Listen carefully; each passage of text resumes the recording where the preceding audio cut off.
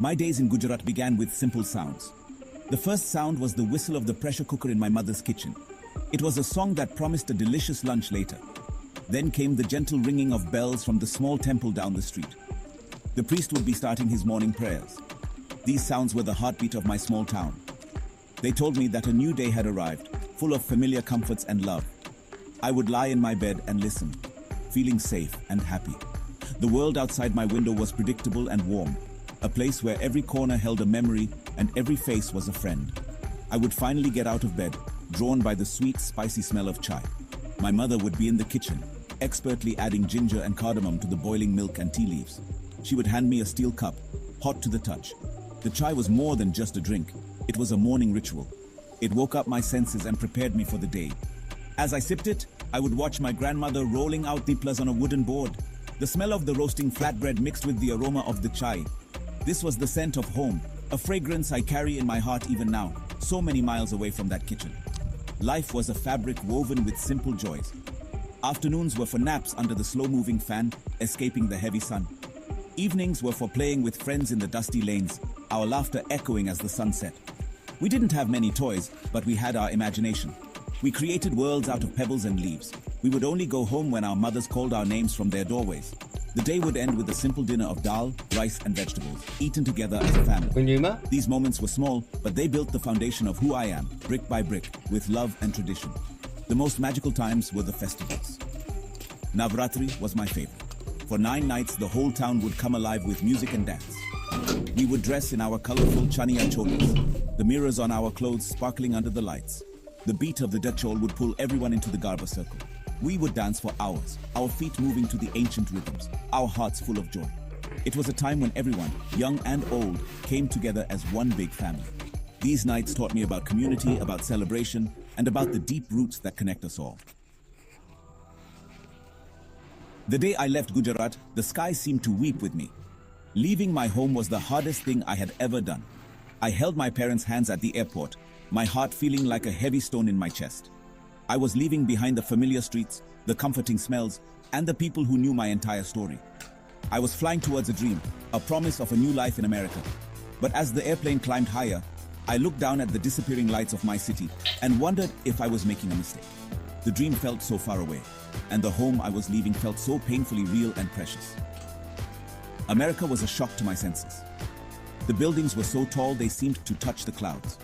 The roads were wide and filled with cars that moved faster than I had ever seen. The air smelled different, crisp and clean, but without the familiar scent of spices and incense. People spoke a language I had studied in books, but it sounded different when it was all around me. I felt very small and very alone in this big new world. Everything was a challenge, from figuring out the grocery store to understanding the way people talked. It was a world of new beginnings, but I missed my old one. I started my new life, chasing new dreams of education and a career. I went to college and studied hard. I made new friends who were kind and curious about my home. They would ask me about India, about the food, the clothes, and the festivals. As I shared my stories, I felt a little piece of Gujarat come alive in America. I learned to navigate the subways, to order coffee, and to speak English with more confidence. Each small success was a victory. I was building a new life, but I always carried the memory of my old life inside me, like a secret garden. Yet there were quiet moments when a deep longing would wash over me. A certain song on the radio or the smell of rain on pavement would suddenly transport me back to my childhood home. I missed the taste of my mother's cooking. I missed the sound of Gujarati being spoken all around me. I missed the easy comfort of being understood without having to explain myself. In those moments, America felt like a beautiful but foreign land. I was a guest in someone else's house, trying my best to be polite and fit in, while my heart yearned for the familiar warmth of my own home. My life today is a beautiful mix of two cultures. My tongue has learned to love the English language, and I use it every day at work and with my friends. It is the language of my new dreams and my new ambitions. But when I am tired or sad or very happy, my thoughts still swim in the gentle currents of Gujarati. It is the language of my heart, the language of my family. When I talk to my parents on the phone, the words flow out of me, a comforting river connecting my new world to my old one. It feels like I have two languages living inside me, each one holding a different part of my soul. My kitchen is another place where my two worlds meet. It is a modern American kitchen with a shiny stove and a big refrigerator. But the smells that fill it are purely Indian. I cook dal and sabzi just like my mother did. I often call her thousands of miles away to ask for her recipes. How much turmeric, Ma? Do I add the mustard seeds before or after the cumin? I ask. Her voice travels across the ocean, guiding my hands. I use her ancient wisdom in my modern kitchen, creating the tastes of my childhood for my new life. It feels like she is standing right there beside me. Celebrating festivals is a way I keep Gujarat alive in America. For Navratri, my friends and I find a community hall and organize a Garba night. We dress in our traditional clothes and dance to the same songs I grew up with. It is not the same as dancing in the streets of my town, but we create our own little Gujarat for a few hours. We share homemade snacks and teach our American friends the dance steps. We light diyas for Diwali, filling our homes with light to chase away the darkness. These celebrations are a bridge that connects my present to my past. This blend of cultures has become my identity. I can enjoy a slice of pizza for lunch and then cook a pot of khichdi for dinner. I can watch a Hollywood movie on Friday and a Bollywood movie on Saturday. I navigate both worlds with an open heart. Sometimes it is confusing, feeling like I don't fully belong to either place. But most of the time, it feels like a gift. I have the richness of two cultures inside me. I have learned to see the world through two sets of eyes, and it has made my life bigger and more colorful than I ever imagined.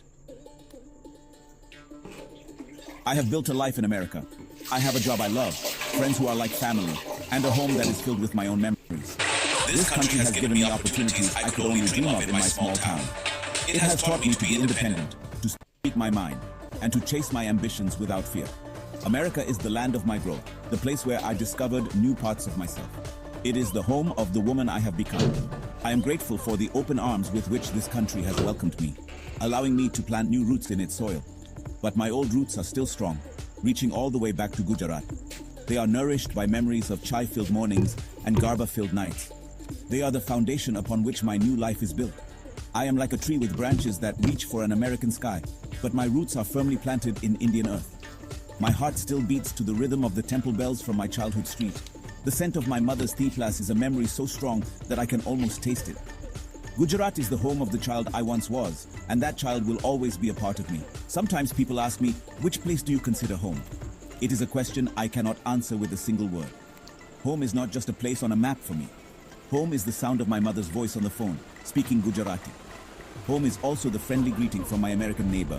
Home is the taste of mangoes from an Indian store and the taste of a Thanksgiving turkey.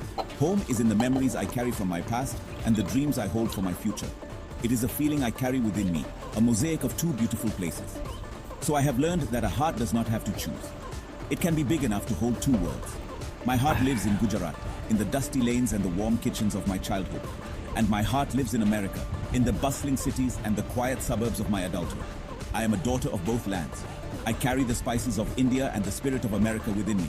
My heart is in two worlds, and in this way, I have found my true home, not in one place or the other, but in the beautiful, loving space in between.